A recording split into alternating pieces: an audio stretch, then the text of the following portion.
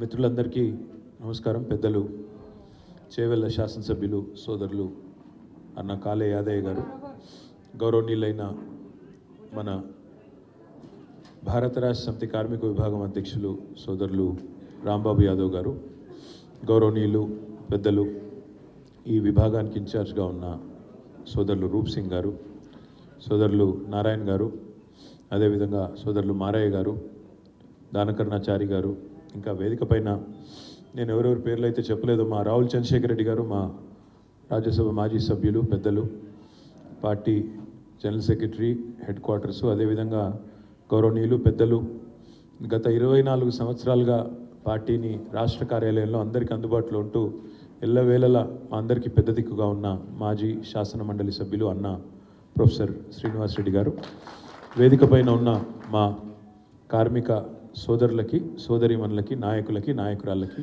వేదిక ముందున్న మా కార్మిక సోదరులందరికీ కూడా ముందుగా మేడే సందర్భంగా హృదయపూర్వకంగా అంతర్జాతీయ కార్మిక దినోత్సవం సందర్భంగా శుభాకాంక్షలు తెలియజేస్తాం.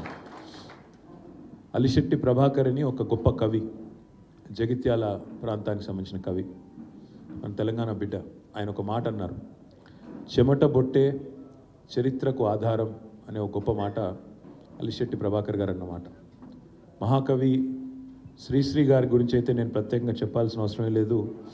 శ్రామికులే చరిత్ర నిర్మాతలు, కార్మికులే సంపద సృష్టికర్తలు, శ్రమైక్య జీవన సౌందర్యానికి సమానమైనది ఏదీ లేదు అంటూ శ్రీశ్రీ గారు ఆనాడు మాట్లాడిన మాట ఈ కార్మిక దినోత్సవం సందర్భంగా నేను మీ అందరూ కూడా గుర్తు చేస్తూ ఉన్నా. మా రాంబాబు అన్న అదేవిధంగా ఇతర సోదరులు మాట్లాడిన తర్వాత నాకు అనిపించింది ఏమంటే, ఉద్యమంలో ఆనాడు తెలంగాణ రాష్ట్రం కోసం జరిగిన ఉద్యమంలో మీరు నిర్వహించిన పాత్ర, కార్మిక వర్గం నిర్వహించిన పాత్ర నిజంగా కూడా విద్యార్థులు, అడ్వకేట్లు, అదేవిధంగా ఉద్యోగులు, వారికి ధీటుగా కార్మిక వర్గం కూడా ఆనాడు మొత్తంగా తెలంగాణ ఉద్యమంలో పాల్గొన్న విషయాన్ని కూడా నేను మీకు గుర్తు చేస్తూ ఉన్నా. ఎందుకంటే ఒక్కరిద్దరు కాదు, సకల జనుల సమ్మె ఆనాడు మనం పోతే సింగరేణి కార్మికులు జంగు సైరనూది మొత్తం దక్షిణాది రాష్ట్రాలు మొత్తానిలో కూడా ఆనాడు విద్యుత్ ఉత్పత్తి ఆగిపోతే, ఇక్కడ బొగ్గు తీయడం ఆగిపోతే మొత్తం కరెంటు కూడా, విద్యుత్ ఉత్పత్తి కూడా ఆగిపోయిన పరిస్థితి ఆనాడు మన సింగరేణి కార్మికులు వారి సత్తా చాటి తెలంగాణ ఉద్యమంలో కార్మిక కాంట్రిబ్యూషన్కి వాళ్ళు ఒక చిహ్నంగా నిలిచినారు. ఆ తర్వాత ఆర్టీసీ కార్మికులు వారు కూడా ఆనాడు ఎప్పుడు ఎక్కడ కాల్ ఇచ్చినా నిరవధికంగా మనకు అండగా నిలుస్తూ ఆనాడు వారు కూడా తెలంగాణ ఉద్యమంలో అగ్రభాగాన ఉన్నారు.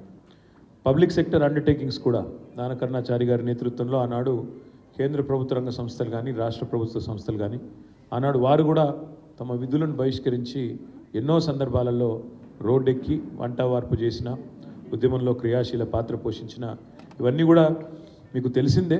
కాకపోతే తిరిగి గుర్తు చేయాల్సిన బాధ్యత మా మీద ఉన్నదని నేను అనుకుంటా ఉన్నాను. సరే, కష్టపడి తెలంగాణ సాధించుకున్న తెలంగాణలో మరి కొన్ని అద్భుతమైన, ముఖ్యమంత్రి రేవంత్ రెడ్డి అంటున్నాడు ఈ మధ్యన కేసీఆర్ గారి ఆనవాళ్ళే లేకుండా చేస్తా అంటున్నాడు. కానీ వాస్తవం ఏంటంటే, ఇవాళ కేసీఆర్ గారి ఆనవాళ్ళు చెరిపేయాలంటే రేవంత్ రెడ్డి వల్ల కాదు కదా, ఆయన జేజమ్మ వల్ల కూడా కాదు అనే మాట కూడా నేను విజ్ఞప్తి చేస్తాను. ఎందుకంటే 1-2 కాదు, ఏదో చిన్న చితక పని కాదు మనం చేసింది. ప్రపంచంలోనే అతిపెద్దదైన లిఫ్ట్ ఇరిగేషన్ ప్రాజెక్టు కాళేశ్వరం.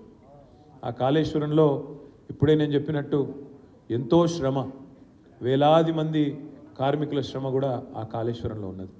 అదేవిధంగా ఇవాళ ఒక తాజ్మహల్ని తలదన్నే విధంగా, కొత్తగా ఎవరన్నా హైదరాబాద్కి వస్తే అబ్బురపడే విధంగా మనం కట్టుకున్న డాక్టర్ బిఆర్ అంబేద్కర్ సచివాలయం ఏదైతే ఉన్నదో దానిలో కూడా నిండా మన కార్మికుల శ్రమనే ఉన్నది. అదే మాదిరిగా యాదాద్రి ఆలయం, అద్భుతమైన యాదాద్రి ఆలయాన్ని పునర్నిర్మించుకున్న, అందులో కూడా వందలాది వేలాది మంది కార్మికులు, శిల్పులు, వారి యొక్క నైపుణ్యం, వారి యొక్క శ్రమ ఇవన్నీ కూడా ఇమిడున్నాయి. ఆనవాళ్ళు తుడిపేయాలి కేసీఆర్ అంటే మరి యాదాద్రిని కూల్చేయాలి, కాళేశ్వరాన్ని తుడిచిపెట్టాలి, సెక్రటేరియట్ని కూలగొట్టాలి, 125 ఫీట్ల అంబేద్కర్ విగ్రహాన్ని కూలగొట్టాలి, కమాండ్ కంట్రోల్ సెంటర్ మన పక్కనే ఉంది దాన్ని కూలగొట్టాలి. ఈ అన్నిటికీ మించి తెలంగాణలో కేసీఆర్ ఆనవాళ్ళు లేకుండా చేయాలంటే ఏం చేయాలి? తెలంగాణనే లేకుండా చేయాలి. ఎందుకంటే తెలంగాణ అంటేనే గుర్తొచ్చేది కేసీఆర్. ఇక మళ్ళా ఈయన మాట్లాడుకొని వాళ్ళ పాత భాషతో ఈయన మాట్లాడుకొని అటు ఇటు కలుపుకుంటే తప్ప కేసీఆర్ ఆనవాళ్ళు లేకుండా చేసే సత్తా కానీ ఇంకోటి కానీ రేవంత్ రెడ్డికి కానీ ఆయన ప్రభుత్వానికి కానీ లేదు. ఆ విషయంలో మనకెవరికి రెండో అభిప్రాయం కూడా అవసరం లేదు.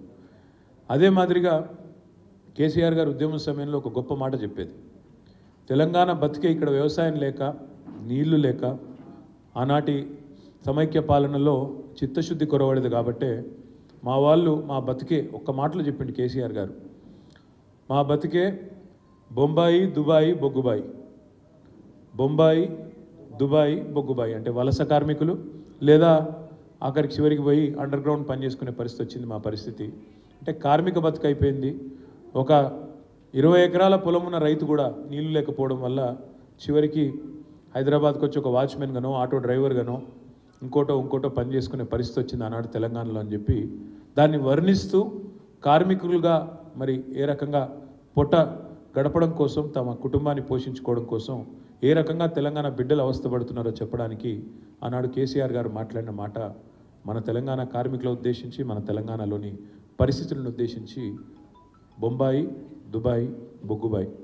అదేవిధంగా కేసీఆర్ గారి యొక్క విశాల దృక్పథం ఎంత గొప్పదంటే సరిగ్గా 2019 మార్చిలో మనకు కరోనా వచ్చినప్పుడు దేశవ్యాప్తంగా అల్లకల్లోలం, ఎక్కడెక్కడ రవాణా సౌకర్యాలు స్తంభించిపోయిన పరిస్థితి.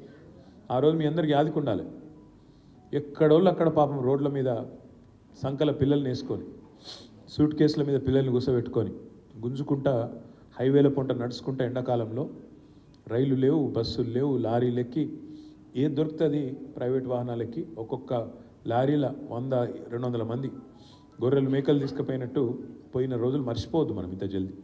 మనుషులకు ఏంటంటే మతిమరుపు అప్పుడప్పుడు వరం అప్పుడప్పుడు శాపం.